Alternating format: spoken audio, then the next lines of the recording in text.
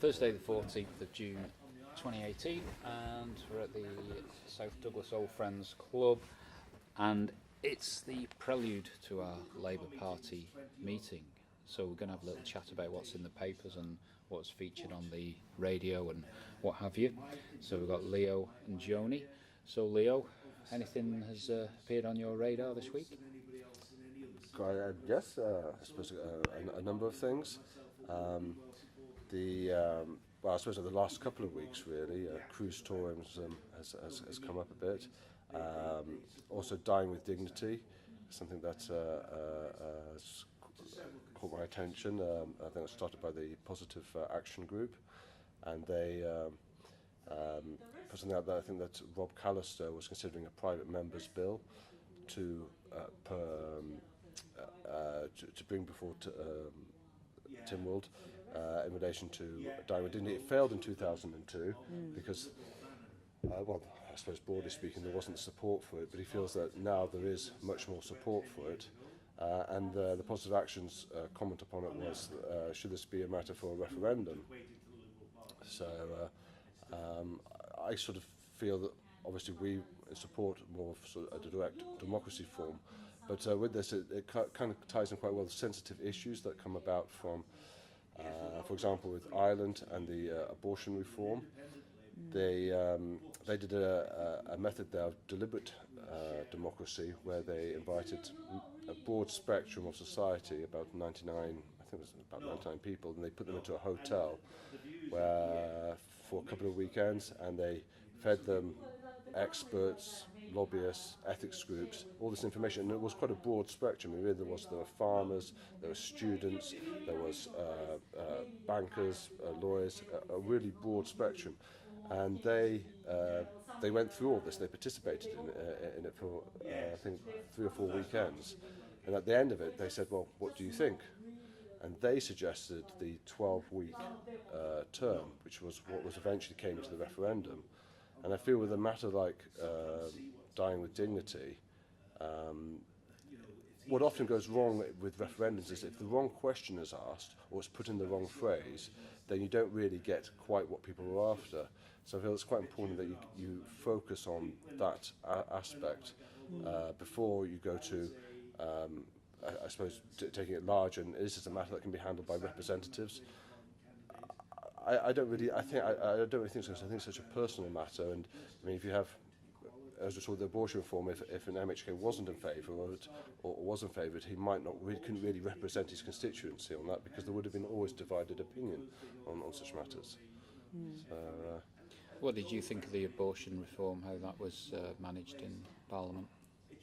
On the Isle of Man? Well, first of all, I thought Dr. Allinson's bill was brilliantly researched, and he'd got so much evidence in there.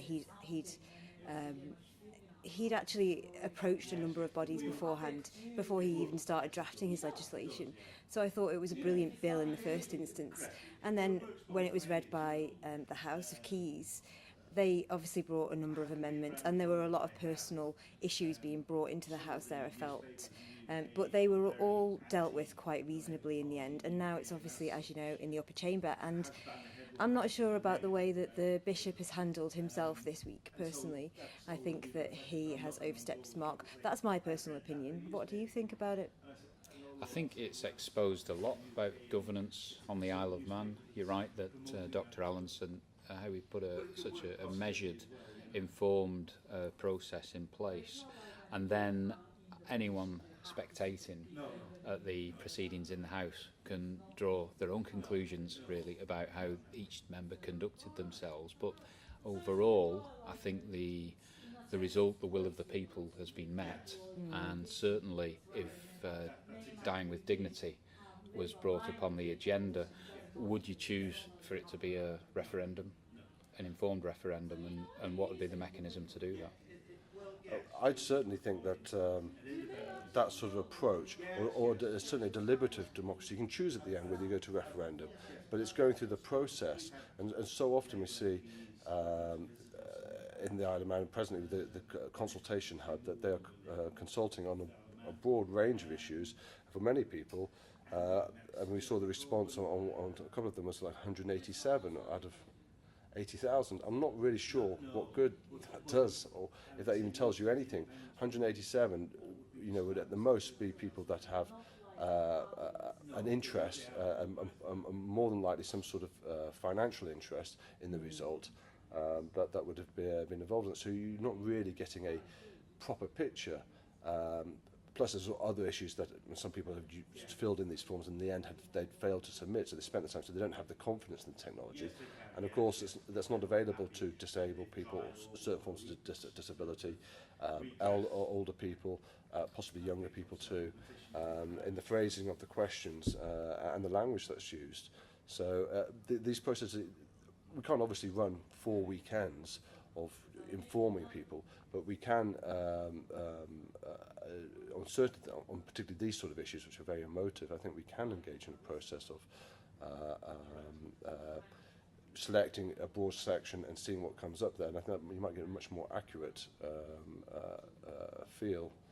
Yeah, I mean, I think a referendum is different to a consultation as well, isn't it? There's a lot more awareness around a referendum. With consultations, we've discussed this before, but there have been quite a lot in the last few months, and I think people might be slightly weary of them, as well as the fact that they're not widely publicised.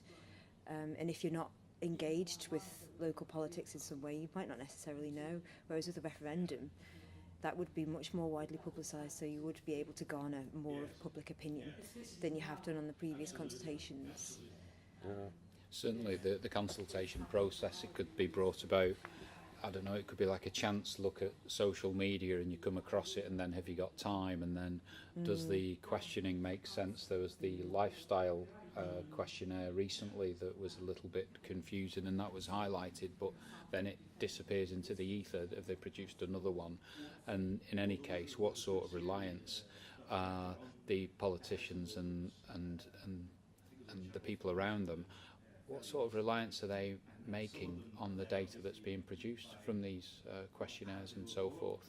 Yeah, it's a really important question, isn't it? Obviously, with a referendum, I would imagine it would have a bit more political clout than a consultation, because if there's only 187 respondents in a consultation, they can quite easily and quite justifiably disregard that as not being representative of the majority of the people. Yeah, or of course, in the worst case, actually take that as being meaningful, which is more. Yeah, well, it could go either way, yeah.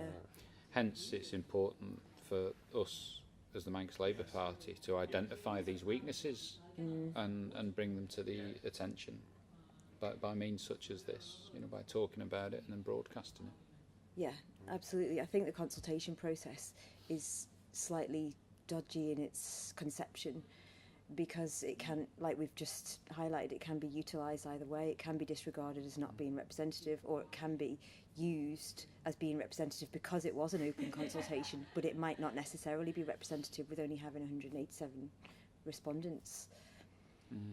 Yeah.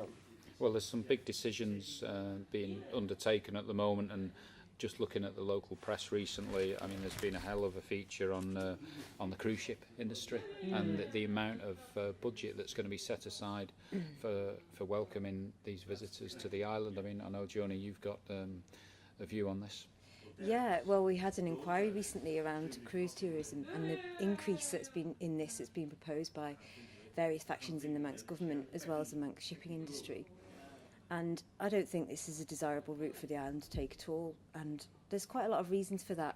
But I mean, a couple would be the impact upon air quality. As you know, Tynwald have already approved in principle plans for a deep water berth in Douglas Harbour, and that there's a lot of evidence out there about the impact upon air quality that maritime fuel has, being the dirtiest and most polluting of all diesels.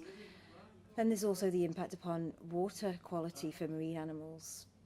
So two major areas there, raw sewage being dumped directly into the ocean, which is life-threatening because it's so highly concentrated, life-threatening to marine animals.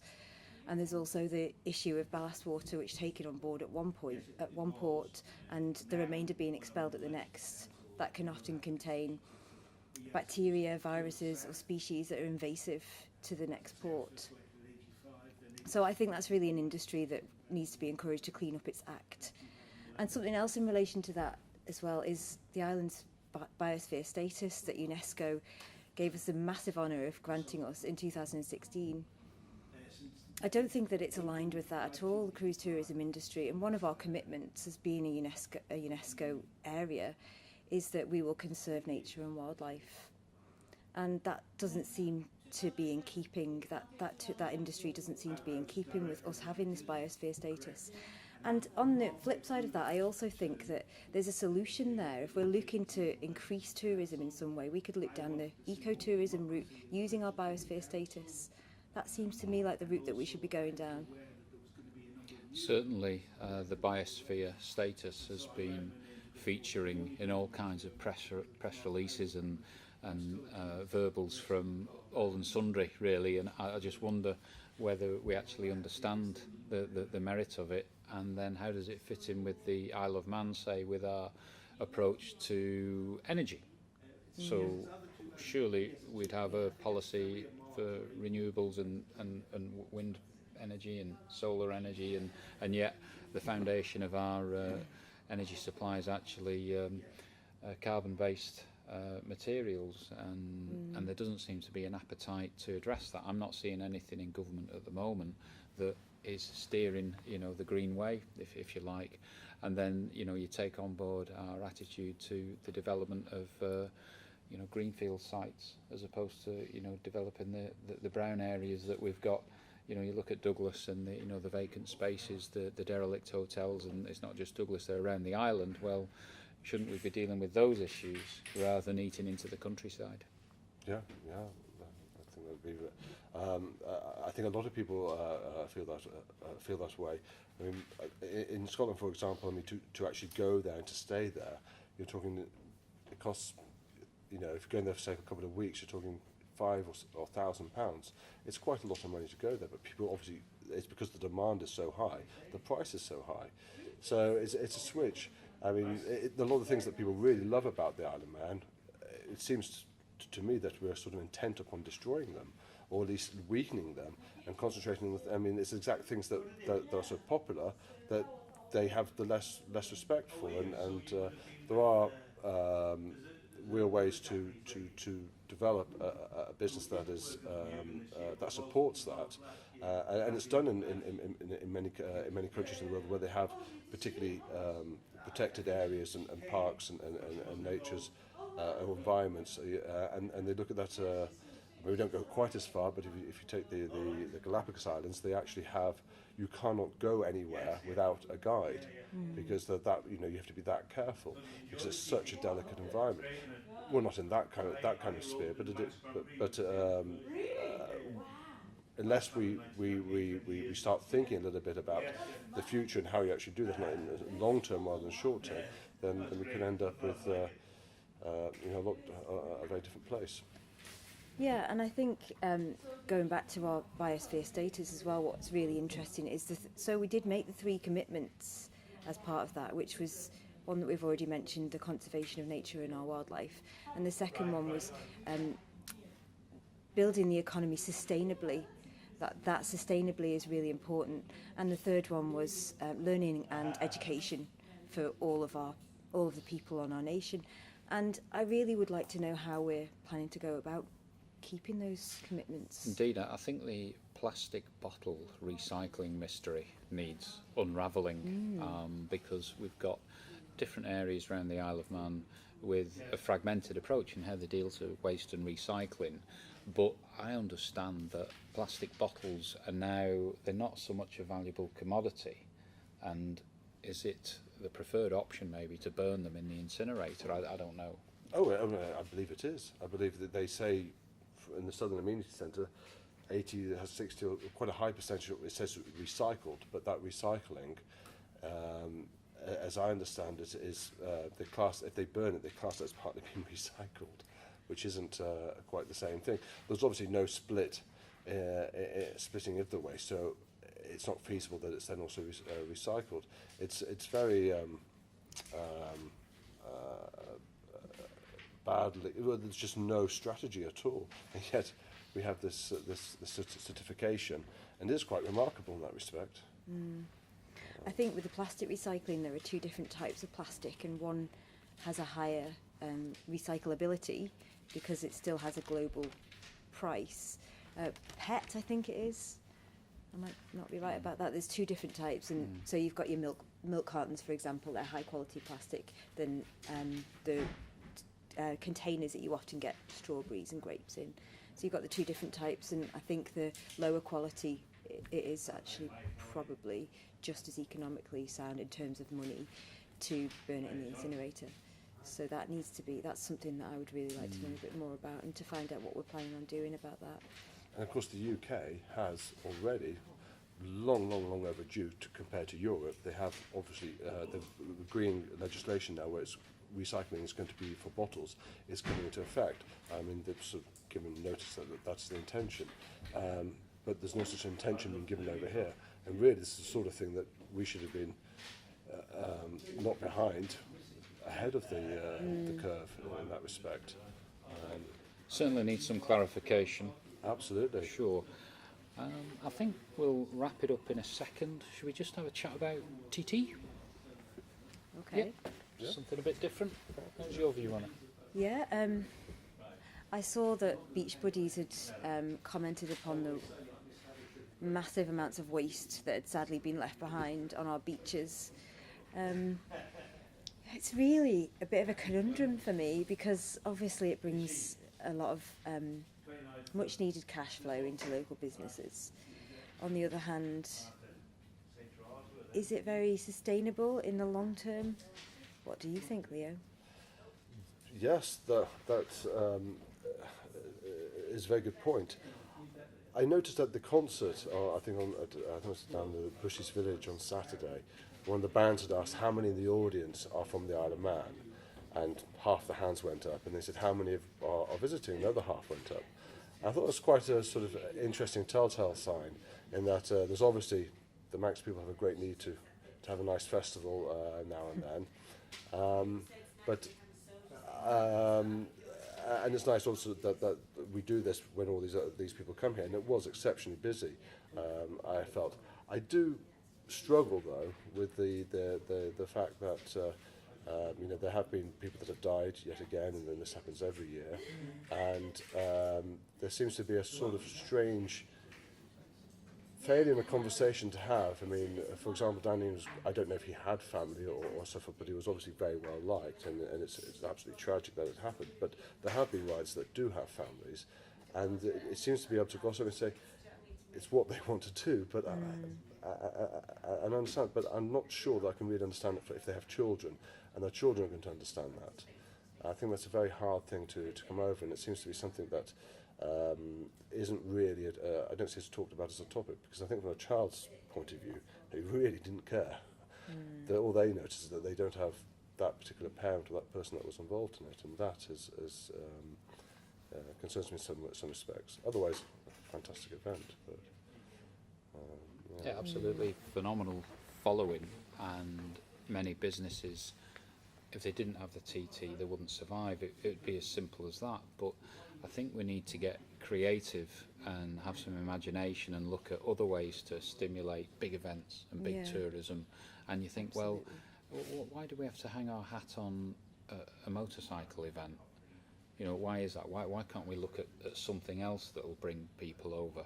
And I think we've got to be a little bit radical in that. And you know, you'd be looking at all kinds of things. Well, what attracts people, say, to countries or cities around Europe? You know, you could ask yourself, well, why do people go to Dublin? Is it for the Guinness, the crack, the liveliness, or why do people go to Amsterdam? You know, tourism measures, you know, in respect to that.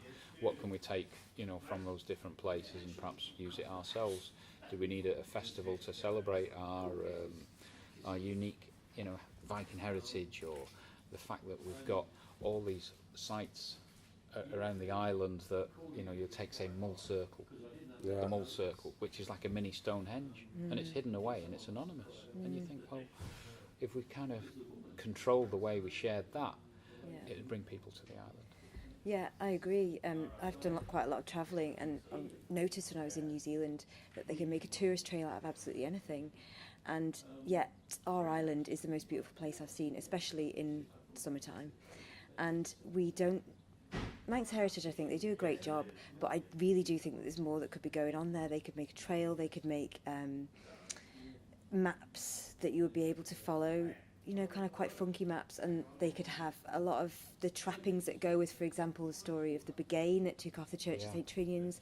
These are all kind of folklore that are almost a secret over here. All these amazing stories that you have to kind of dig deep, or you have to be local to know about, and it shouldn't really be like that because they're awesome and people should be able to know about them and access them. Yeah. Absolutely. The Enchanted Isle, I mean, what a great reason to come here, because you look at, say, Disney, for instance. Zillions of people go to Harry Potter World, and it's to visit a plastic castle via a plastic train. And you think, well, hang on, we've got the real thing here. Yeah. We've got a real steam train, we've got real castles. And you think, well, yeah, because fuse the two without being crass, but maybe, you know, have something that engages with a smartphone. So it's like a digital island, so that when you go somewhere, it could be that you engage with your phone on your free wireless. You know, you can do something there. Yeah, So like a little journey. Yeah. I think they started trying to do that a little bit at Peel Castle, but it was kind of quite cumbersome standing there listening to your phone. They would have to modernise that quite a lot. But yeah, they've started it, and I think because that really fell by the wayside and people sort of said they didn't like carrying these big cumbersome things around. It's that ghost dog that's done it. Yeah. Just run off with the equipment. But it is. I mean, it's obvious if you have someone there, an interactive sort of guide, or somewhere you can make those sort of setups that sort of make it, I suppose, interesting and entertaining. It's not. It's, I suppose, a little bit of performance there, encouraging effectively the arts and that sort of area, which was sort of quite good at in some respects. That can be a lot more effective. I mean, I personally love the handsets, but I do understand that yeah, maybe you know, one has to go a bit more one step further. I mean, if you're competing with things like Harry Potter World and things like that, then you have to sort of compete and not sort of think, well, here's a handset and off you go. Well, a grey castle isn't going to do it. It's what are we doing to attract the millennials? Because, you know, people that are between 20 and 40 travel like crazy, and they're going to Prague, aren't they? Or, you know, cities around Europe, and you think, well, how can we capture that? How can we capture that? Well, there's got to be a party element involved, I think, you know, and we've got our own beer and what have you, but I don't know, maybe look at other opportunities. I think it's there, really. It's there. The answer's going to be out there for sure. Yeah, well, I mean, it's a really simple thing. If you just walk around the coastline, it's pretty fantastic. You know, that is a sort of fairly unique experience. It covers a lot of things, but no, you're right. I think people like a challenge. If you could walk around the coastline and you've got something that married to an app on your phone that you can check in at certain places or do it in a certain time, or you get an acknowledgement that you've completed it, or something like that. Yeah, that's a good idea. I think that could work. I think because that makes it quite sociable as well, doesn't it? That's the sort of thing that you could maybe compete as well around. And you get points for the nature that you've spotted. Yeah. No, see, that's the sort of thing. And I mean, I'd love it too, because even at my age, I struggle telling the difference between the different sorts of plants and things that you can see. Yeah. Which is something I'm terribly ashamed about. But I imagine I'm probably not the only person in that situation. So yeah. Exciting. Yeah. Okay, should we wind it up? Yeah. Marvellous.